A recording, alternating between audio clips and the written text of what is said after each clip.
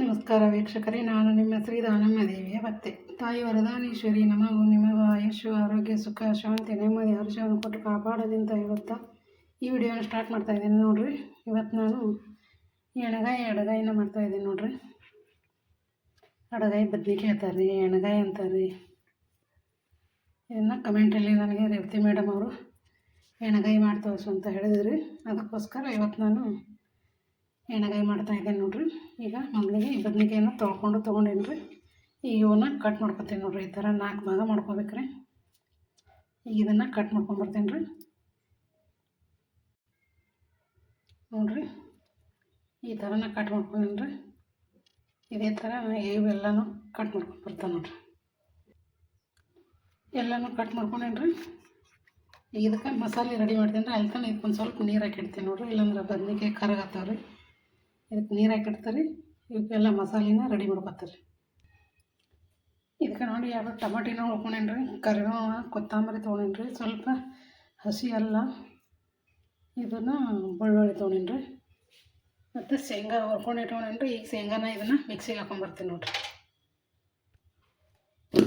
ಈಗ ಶೇಂಗಾನ ಮಿಕ್ಸಿಗೆ ಹಾಕೊಂಡ್ಬಂದೆ ನೋಡಿರಿ. ಈ ಥರ ಪುಡಿ ಮಾಡ್ಕೊಂಬಂದಿದ್ರೆ ಈಗ ಇದಕ್ಕೆ ಎಲ್ಲ ಮಸಾಲೆ ಹಾಕ್ತೀನಿ ನೋಡಿರಿ. ಈಗ ಈ ಬೌಲಿಗೆ ಟಮಾಟಿ ಹಾಕೋತೀನಿ ನೋಡ್ರಿ.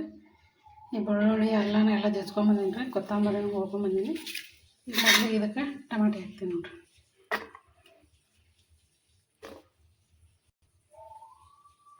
ಈಗ ಹಸಿ ಶುಂಠಿ ಅಂತ ಹೇಳ್ರಿ, ಅದು ರೀ.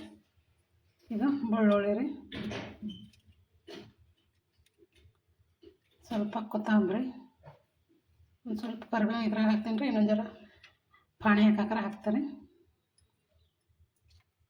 ಈಗ ಇದು ಮಸಾಲೆ ಖಾರ ರೀ.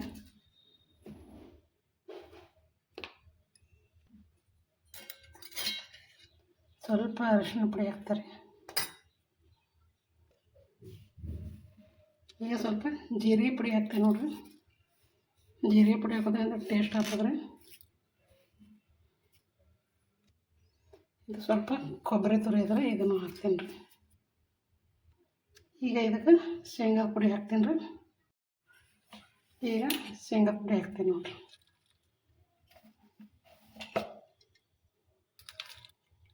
ಇದನ್ನು ಚೆಂದಾಗಿ ಮಿಕ್ಸ್ ಮಾಡ್ತಾರೆ.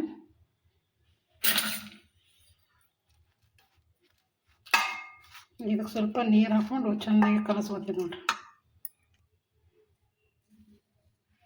ಸ್ವಲ್ಪ ಬೆಲ್ಲ ಹಾಕ್ತಾರೆ.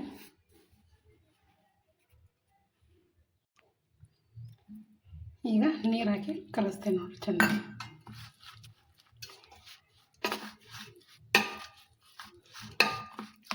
ಚೆಂದಾಗಿ ಕೈಲೇ ಕಲಿಸ್ಕೋತಾರೆ. ಇದು ಕಲಿಸ್ಕೊಂಡೇನಿ ರೀ. ಇದಕ್ಕೆ ಉಪ್ಪು ಹಾಕಿಲ್ರಿ ನಾ. ಈಗ ಉಪ್ಪು ಹಾಕ್ತೀನಿ ನೋಡಿರಿ, ರುಚಿಗೆ ತಕ್ಕಷ್ಟು. ಸ್ವಲ್ಪ ಈ ಹುಣಸೆ ರಸ ಎಲೆ ನೆನೆ ಇಟ್ಟಿಡ್ರಿ, ಇದನ್ನು ಸ್ವಲ್ಪ ಕಿಂಚಿ ಹಾಕ್ತೀನಿ ರೀ. ಈಗ ಇದಕ್ಕೆ ಕಿಂಚಿ ನೋಡಿರಿ, ಹುಣಸೆ ರಸ ಹಾಕ್ತೀನಿ ರೀ. ಈಗ ಚೆಂದಾಗಿ ಮತ್ತೆ ಕಲಿಸ್ಕೊತಾರೆ.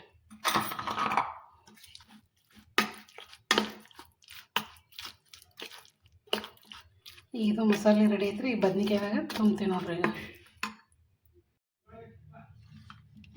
ಈಗ ಬದ್ನಿಕಾಯಿ ನೀರನ್ನು ತಗೊಂಡೇನ್ರಿ. ಇವಕ್ಕೆಲ್ಲ ಮಸಾಲೆ ತುಂಬ್ಕೋತಾರೆ ನೋಡ್ರಿ.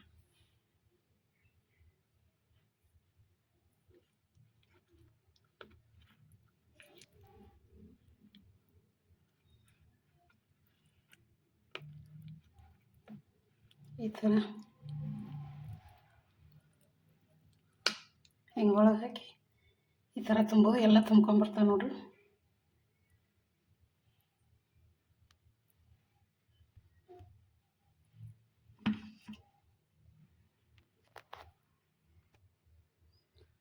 ಈಗ ಎಲ್ಲನೂ ತುಂಬ್ಕೊಂಡೆ ನೋಡ್ರಿ ಮಸಾಲೆನ. ಈಗ ಕಡಾಯಿ ಇಟ್ಟಿದ್ದು ಇದಕ್ಕೆ ಎಣ್ಣೆ ಹಾಕೋತಾನೆ ನೋಡ್ರಿ. ಈಗ ಎಣ್ಣೆ ಕಾಯ್ದಾದ್ರೆ ಇದಕ್ಕೆ ಮೊದಲಿಗೆ ಜೀರಿಗೆ ಹಾಕ್ತಾರೆ, ಸ್ವಲ್ಪ ಸಾಸಿವೆ ಹಾಕ್ತಾರೆ,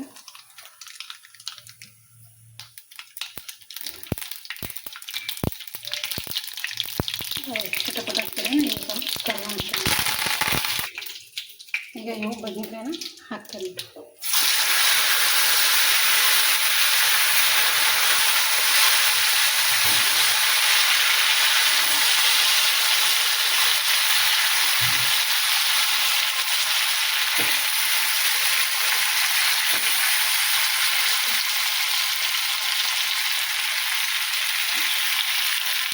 ಎಲ್ಲ ಹಾಕ್ಕೊಂಡ್ರೆ ಕುದಿಯೋಡ್ತೀವಿ ನೋಡ್ರಿ.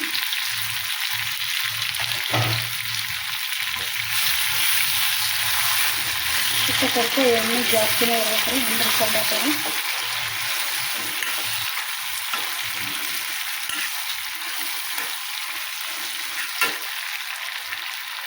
ನೀವು ಉಳಿದಿರೋ ಮಸಾಲೆನ ಹಾಕ್ತೀವಿ ನೋಡ್ರಿ ಅದಕ್ಕೆ.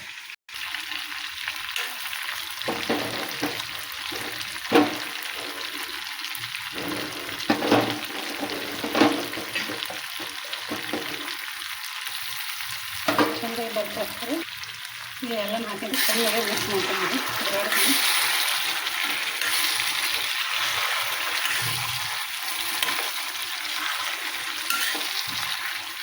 ಎಣ್ಣೆಗೆ ಮಸ್ತ್ ಉಂಬಬೇಕು ಬರೀ ಆಗ್ತವೆ. ಬದ್ನಿಕಾಯಿ ಈ ಥರ ಇನ್ನೊಂದು ಚಾಕ್ಲೇಟ್ ಬದ್ನಿಕಾಯಿ, ಕಪ್ ಬದ್ನಿಕಾಯಿ ಭಾರಿ ಆಗ್ತಾವೆ. ನಾವು ಸಿಗ್ಲಿದ್ರೆ ಹಿಂಗಾಗಿ ಇವತ್ತಂದ್ರೆ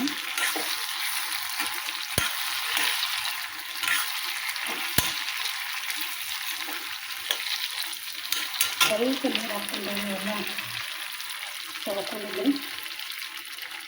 ಅದೇ ಹೊರದು ಒಂದು ಸ್ವಲ್ಪ ಮಸಾಲೆದಾಗ ಹೊರದು ಹಾಕಿ ಮಾಡಿ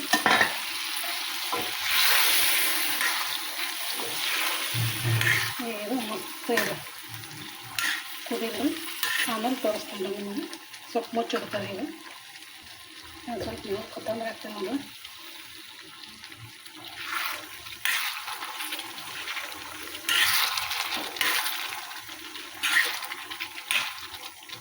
ಈಗ ಪ್ಲೇಟ್ ಬಂದಿರ್ತಾರೆ.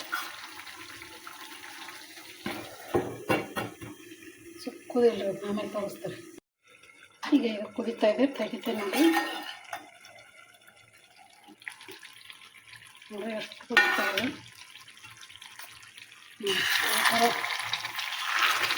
ಕಡಲೆ ಬದನೆಕಾಯಿ ನೋಡಿ ಎಷ್ಟು ಬರೀ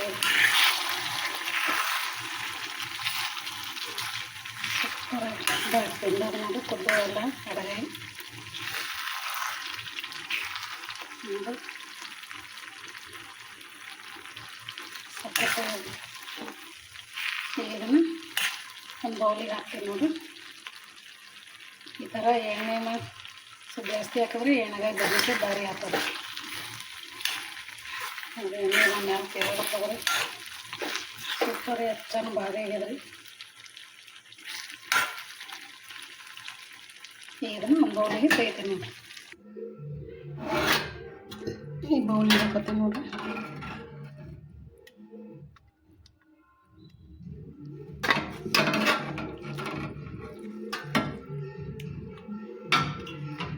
ಎಷ್ಟು ಸಕ್ಕತ್ತು ಬಂದಿದೆ. ಎಲ್ಲ ಥರ ಹಾಕೋತೀನಿ ನೋಡಿರಿ ಇದೇ ಥರ ಎಲ್ಲನೂ.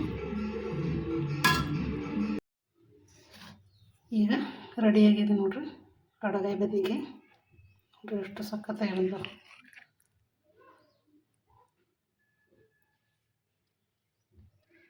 ಸೂಪರ್ ಆಗಿದೆ ನೋಡಿರಿ. ಈ ಥರನ ಎಣ್ಣೆ ತಿಂತಾಯಿದ್ರೆ ಎಣ್ಣೆಗಾಯಿ ಬದನೆಕಾಯಿ ಸೂಪರ್.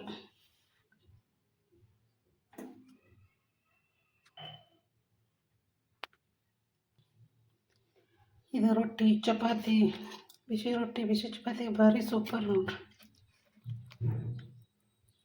ಈ ಎಡಗಾಯಿ ಬದ್ನಿಕಾಯಿನ ನಿಮಗೆ ಇಷ್ಟ ಆಯ್ತು ಅಂತ ಅನ್ಕೋತೀನಿ ರೀ. ಲೈಕ್ ಮಾಡಿರಿ, ಶೇರ್ ಮಾಡಿರಿ, ಹೊಸವ್ರು ನೋಡೋರೆಲ್ಲರೂ ಸಬ್ಸ್ಕ್ರೈಬ್ ಮಾಡ್ಕೊರಿ. ಹಾಗೆ ಈ ಎಡಗಾಯಿ ಬದ್ನಿಕಾಯಿ ಬಗ್ಗೆ ನಿಮ್ಗೆ ಏನು ಅನ್ನಿಸ್ತು ಅಂತ ಕಮೆಂಟಲ್ಲಿ ತಿಳಿಸ್ರಿ. ನಮಸ್ಕಾರ ಎಲ್ಲರಿಗೂ.